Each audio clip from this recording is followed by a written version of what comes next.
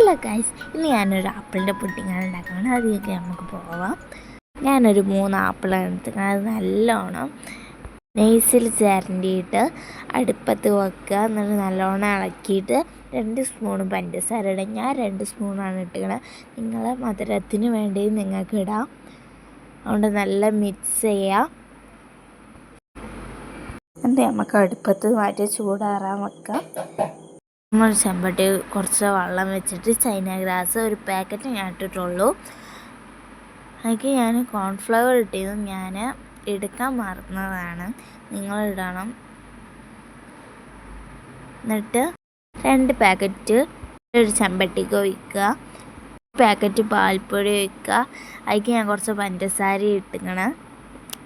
അതിന് അളവൊന്നുമില്ല. പിന്നെ കുറച്ച് ചൈന ഗ്രാസ് ഇളക്കി കൊടുക്കേണ്ട. അതിനാണ് കുറച്ച് വാനില എസൻസ് നമ്മൾ ഒഴിച്ചിട്ട് നല്ല മിക്സ് ചെയ്യുക. ചുവക്കൊക്കെയാണ് വാനില എസൻസ് ഉപയോഗിക്കാം. അതിൻ്റെ കൂടെ പാലൊക്കെ ചൂടാറി ഞാൻ അടുപ്പത്തിൻ്റെ മാറ്റി വെച്ച് പാലിലേക്ക് ഇട്ട് കൊടുക്കേണ്ടത്. കുറേശ്ശെയാണ് നമ്മൾ ഇട്ട് കൊടുക്കേണ്ടത്. അത് എന്നിട്ട് നല്ലോണം മിക്സ് ചെയ്യേണ്ടത്.